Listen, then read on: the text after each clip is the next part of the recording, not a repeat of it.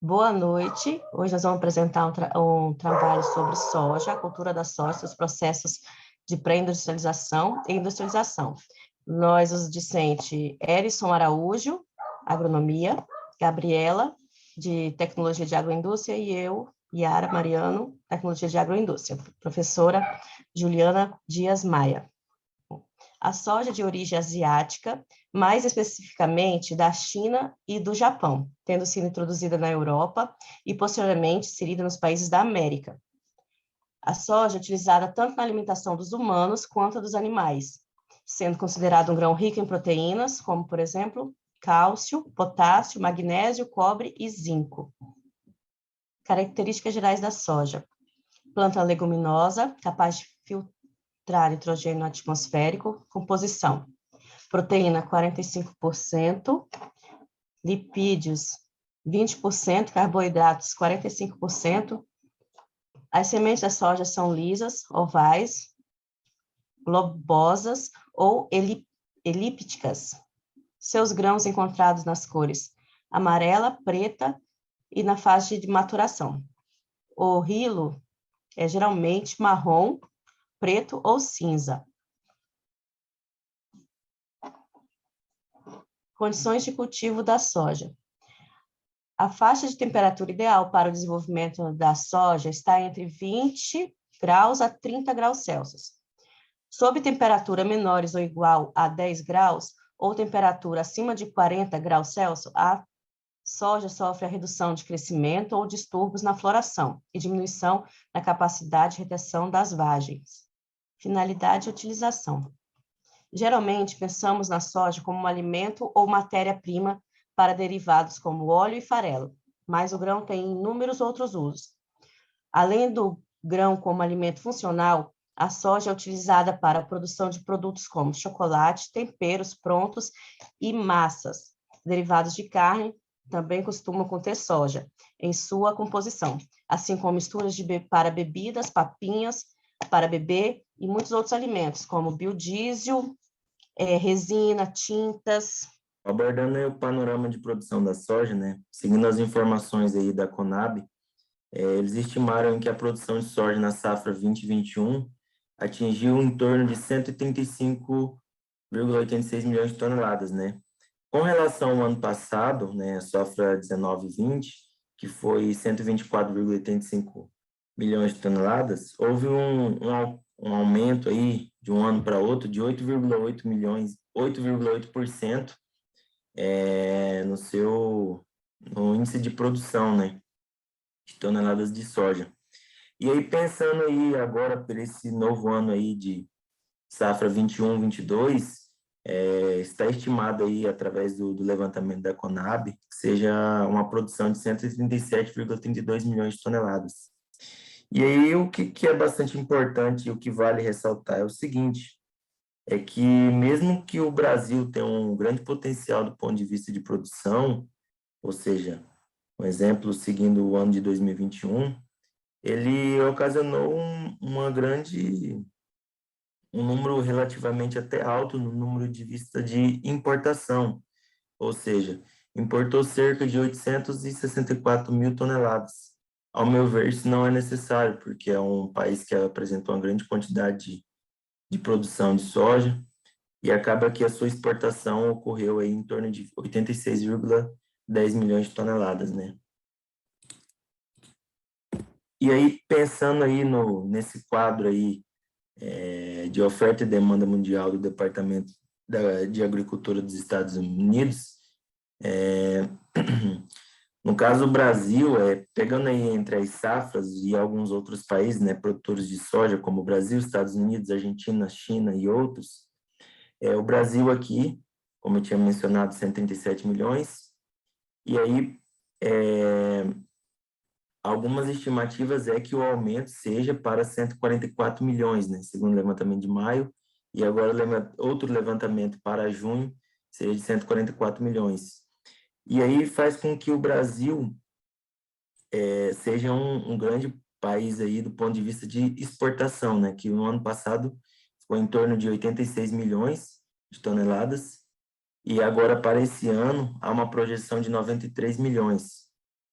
E de tanto aí que a China, por um exemplo, ele apresenta um baixo potencial de produção, mas um grande potencial de importação, e grande parte da sua importação é proveniente do Brasil. E aí, pensando do ponto de vista de esmagamento do Brasil, né, em torno aí de 47 milhões de toneladas, e o seu estoque final aí em torno de 23,85 milhões, né? Então, grande parte aí do seu volume de produção é exportado,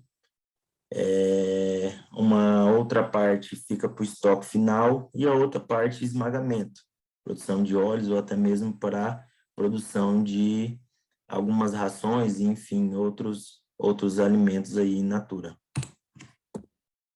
E aí, só passando aqui uma outra informação, né, questão da cultura da soja, né, safra 2021, há um aumento de produção, né, em área plantada por hectare, então aqui em torno de 40 milhões 399 mil hectares aí é a área estimada de produção, a área de produção no Brasil, em torno que o ano passado foi de 38 milhões, 38.926.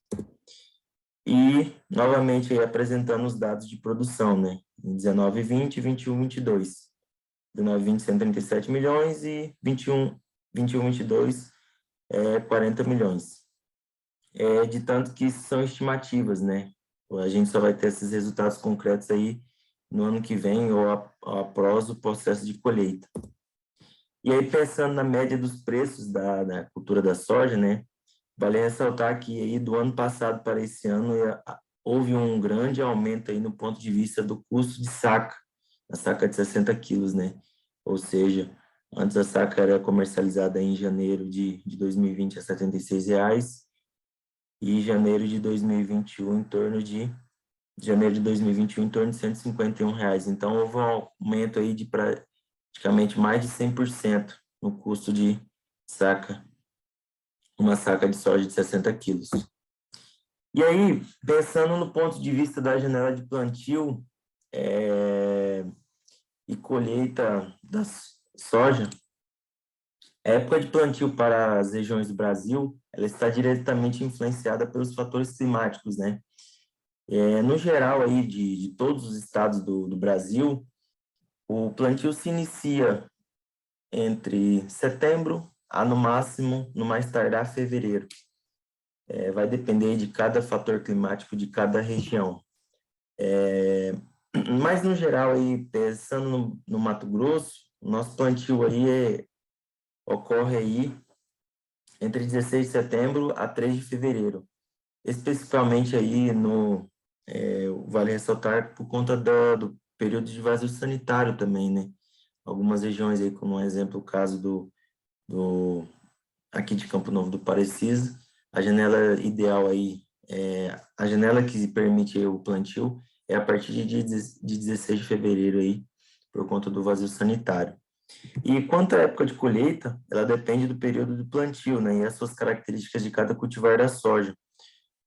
A colheita ela pode ser realizada aí durante períodos aí de dezembro a maio. Alguns materiais aí apresentam ciclos de 93, 95 dias, alguns ciclos maiores, né, de 130, 130 dias, uns muito longos, mas no geral aí está entre 95 a 115, 120 dias para a cultura da soja. E algumas regiões do estado do Brasil, em algumas regiões aí, no caso do estado do Brasil, só é possível cultivar apenas uma cultura de sequeiro por ano, por conta das condições de volume de chuva, né? As questões dos fatores climáticos, né? E aí, quando se utiliza aí a utilização de pivô central, permite aí fazer mais de uma cultura durante o ano. Agora, pensando no ponto de vista do plantio à colheita, para que estejamos ali um ótimo desenvolvimento para a cultura, há uma necessidade de a gente fazer um ótimo planejamento aí pensando também no ponto de vista das condições a serem fornecidas para a cultura. Então, primeiramente, nós devemos ali fornecer adubação, processo de fazer também uma ótima calagem do solo, ou seja, aumentar ali o nível de saturação de base do solo, com a utilização de calcário, né, fazer a correção do solo. Posteriormente, é bastante importante a gente fazer a adubação para que haja ali o máximo desenvolvimento da cultura e o melhor aproveitamento e a máxima produtividade. Posteriormente, a próxima etapa seria a fase de plantio, né, onde, no caso aqui em Campo Novo Parecis, poderia se iniciar a partir de 16 de setembro, e posteriormente a fase de aplicações, né? As aplicações poderiam anteceder a fase de plantio, ou seja, para estar fazendo a realização de dessecação, ou seja, de algumas plantas daninhas, e posteriormente para as aplicações de inseticida e fungicida e alguns micronutrientes foliares. E em seguida, a fase de colheita, né, que relativamente consideramos a mais importante, mas é uma fase bem importante para a cultura da soja, assim como outras culturas. E aí a sua fase final aí da cultura seria a fase de carregamento para os armazéns e silos aí, enfim. Pensando nos processos de pré-industrialização dos grãos de soja, podemos dividi-los aí em 4 processos, né? Recepção, pesagem, amostragem, análise e classificação. A recepção da soja, né, ela basicamente seria o local onde será o descarregamento, ou seja, o local onde será descarregado. E diante disso, o local onde vai receber esses grãos, eles possuem ali diversas características ali, alguns locais maiores, outros menores, né? E aí o que é bastante importante é que esse local ele mantém ali o ponto de vista de buscar as informações, ou seja, da carga, do motorista e também do responsável, ou seja, o proprietário desse grão que ele venha receber. Pensando do ponto de vista do levantamento das maiores informações possíveis, né, como uma variedade, se puder essa informação, se ela tem tecnologia ou não, um melhoramento genético, ou seja, se é uma cultivar que possui melhoramento genético ou convencional, né? Isso é bastante importante porque, às vezes, na hora do descarregamento, são destinadas para setores diferentes. E também é bastante importante esse local de recepção da soja manter a organização, né? Ou seja, porque, querendo não ter uma fila ali, tem alguns motoristas, então precisa ter uma ordem de quem vai descarregar primeiro, então geralmente são por ordem de chegadas. Então, querendo ou não, é bastante importante.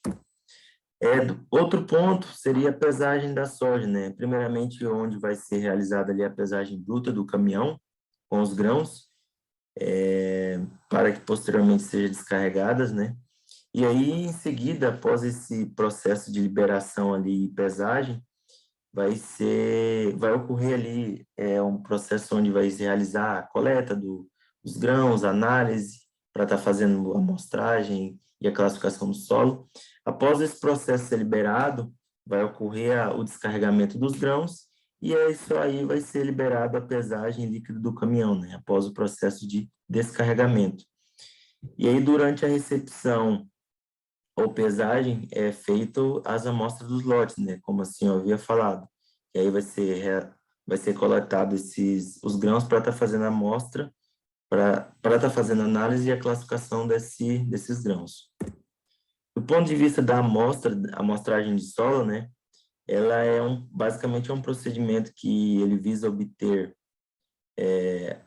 um procedimento para obter ali a sua amostra, né, que é a parte ou fragmento da unidade representativa desse lote do caminhão, e a amostra ela é analisada para fornecer as informações ali qualitativas de cada lote.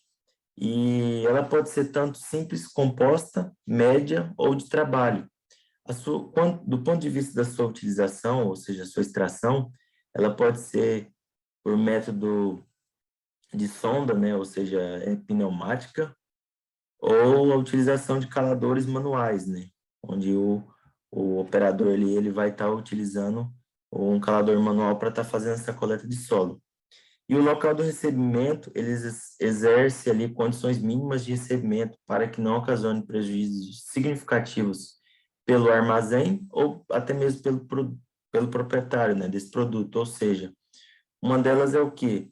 é tentar ter uma faixa ali de umidade ali ideal para que não visa ali comprometer, ou seja, do ponto de vista dos descontos.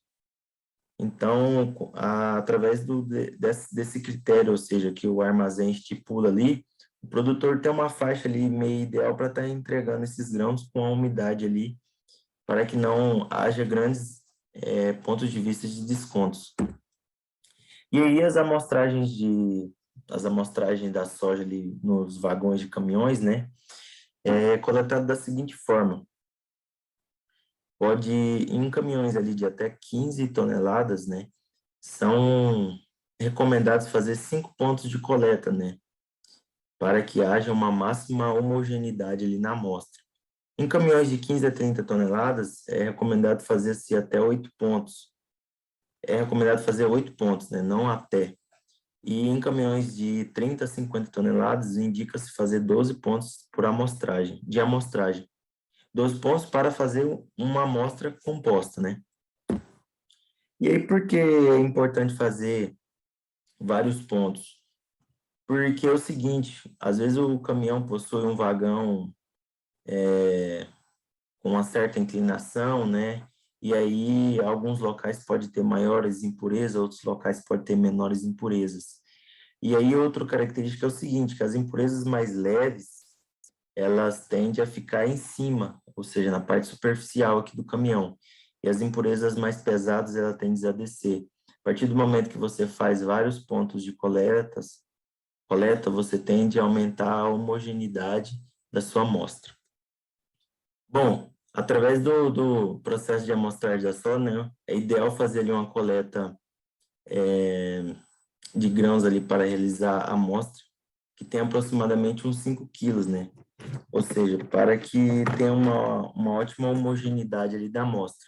E aí, posteriormente, vamos levar ali para um equipamento chamado homogeneizador, onde vai homogeneizar essa amostra, e posteriormente vamos utilizar um equipamento chamado quarteador, que vai diminuir, vai manter a homogeneidade, mas vai diminuir essa amostra uniforme.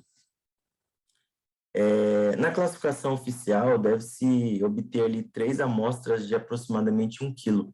Por isso é bastante importante, né, no processo de coleta ali da amostra do caminhão, ter aproximadamente uns 5 quilos, né, para que seja posteriormente guardadas ali 3 amostras de 1 quilo de cada caminhão.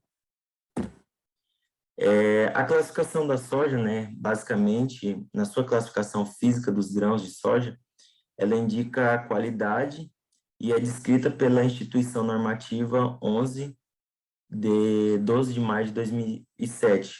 E ela pode ser classificada em 2 grupos, né? O grupo 1, a soja ela é destinada para o consumo in natura, ou seja, são aqueles grãos que estão no estado natural, sem ter um sofrimento de qualquer transformação ou até mesmo um processo a granel ou embalados, e que eles estejam em condições de serem oferecidos para o consumidor final. E o grupo 2 é uma soja que elas são sojas destinadas a outro uso, né? Ou seja, como um processo de esmagamento para a produção de óleo, farelo, ou também alimentação animal. E aqui são os limites, né, máximos de tolerância de cada grupo, né? Temos ali o grupo 1, que seria, ele pode estar em 2 tipos, né? Tipo 1 e tipo 2. E aqui seria o seu limite máximo da quantidade das suas impurezas, né? Ou seja, são dentre os limites dos grãos avariados, são que totalmente desardidos e queimados, máximos de queimados, mofados e o total. A sua quantidade de desardeados, partidos, quebrados ou amassados e o total de matérias estranhas e impurezas, né? E aí, a tabela 2 está para os limites máximos de tolerância para os grupos de soja, para a porcentagem, no caso de soja, para o grupo 2, que é um tipo básico, um tipo padrão básico, né? Então, entre os seus limites máximos aí, tem a quantidade de total de ardidos de 4 e assim sucessivamente das suas informações. Isso aqui é mais ou menos um passo a passo para estar dando uma abordagem geral aí de como que é o processo da classificação, né? Ou seja, algumas impurezas aí, onde são encontradas aí no processo após passar esses grãos pela peneira, né? Onde vai ser realizada ali uma amostra de aproximadamente 250 gramas dessa amostra, vai passar ali por diversas peneiras e aí cada peneira vai reter ali uma certa quantidade de impurezas. E aí, em seguida, é ideal fazer essa pesagem para fazer a porcentagem de cada impureza. E aí, posteriormente, vindo realizar a classificação. É importante também tirar a umidade de grãos e fazer também a pesagem de cada classificação de grãos, né? Tanto em ardidos, avariados, quebrados, enfim. E do ponto de vista da escala de gravidade, ou seja, dos defeitos dos grãos de soja, né? Temos ali inúmeras características, né? Como queimados, ardidos, mofados, fermentados, esverdeados, germinados e brotados, danificados, imaturos, amassados, partidos e quebrados. Então, os queimados, ele apresentam uma maior classe na sua gravidade dos defeitos, né? E isso faz com que aumente o ponto de vista dos descontos ali na hora da classificação da soja. E aqui é um laudo de classificação do produto de origem vegetal da soja, né? Então, a partir de uma análise, ou seja, de uma classificação de soja ali retirada de um lote de um caminhão, temos aqui estimadas em porcentagens, né? Onde temos ali a matéria estranha, 1%, a umidade foi contextualizada em 14%, queimados 0, ardidos 1,2%, mofados 0,8%, então deu um total de grãos avariados de 3%, esverdeados 1,2%, partidos e quebrados e amassados 1,68%. E a sua classificação final aí é do tipo 1, então, ele pode ser consumido ali pode ser destinado diretamente para o consumidor final. Claro que a gente tem que passar por um processo de limpeza, pré-limpeza, que isso vai ser discutido à frente. Grupo 1, tipo 2. Aí, após o controle de qualidade, que o Ellison falou, a soja ela vai para moedas, que são buracos subterrâneos, que o armazenamento, a soja pode ficar em até 24 horas e depois passa para a limpeza. A pré-limpeza ela é ideal para reduzir as matérias estranhas e as impurezas. A eficácia da limpeza, ela leva em conta o tamanho da peneira, pode passar para o próximo, a quantidade da peneira e a circulação do ar. Como, por exemplo, na imagem que eu coloquei, os grãos, a imagem A, ela tem uma circulação de ar melhor, e a imagem B, ela tem uma circulação mais complicada da passagem de ar, o que afeta a umidade, o teor de umidade do grão. Pode passar. Aí esse é um tipo de peneira, de máquina para pré-limpeza, onde a primeira faixa laranja é a primeira faixa de cima, laranja, é onde os grãos caem pelo tubo que está passando por cima. Aí a primeira peneira, onde vai ficar pedacinhos de galho, folhas. E na segunda peneira vai ficar o grão e vai descer apenas o pó. Aí onde vai pelo elevador, pode passar. A secagem ela é ideal, pois ela prolonga a vida útil da conservação dos grãos e reduz a proliferação de micro-organismos ou de fungos. O que afeta na secagem é o teor da umidade e o tipo de atividade de água do grão. A secagem ela tem dois meios, o meio natural, que é feito sob a luz solar, e o artificial, que utiliza duas temperaturas, baixa temperatura e a alta temperatura. Na baixa temperatura, ela vai pela secagem estacionária, que vai de 50 a 60 graus, e as altas temperaturas podem ir de 80 a 130. Pode passar, eles. O transporte ele é utilizado pela esteira, como eu expliquei na imagem da pré-limpeza, aonde vai por tubos, que vai puxando uma certa quantidade de grãos e levando até o silo. Ela é importante na preservação, afeta muito também a temperatura dos silos, a circulação de ar e o tempo que vai ficar nos silos. Pode passar. Aí no canto esquerdo da imagem, os tubos, onde vai por canecas, que eles pegam o grão e vai colocando nos silos. E a aeração, ela é responsável pela... Pode passar. A aeração ela é responsável pela homogeneização da temperatura do grão. Tanto a temperatura do grão quanto a do silo, para homogeneizar e garantir a qualidade da soja. Na falta da aeração, ela pode novamente aumentar o teor de umidade da soja e assim proliferar os fungos e atrair animais indesejáveis, como rato, cobra. Aí essa é uma imagem para mostrar que vai da pré-limpeza da máquina que eu expliquei e depois para o silo.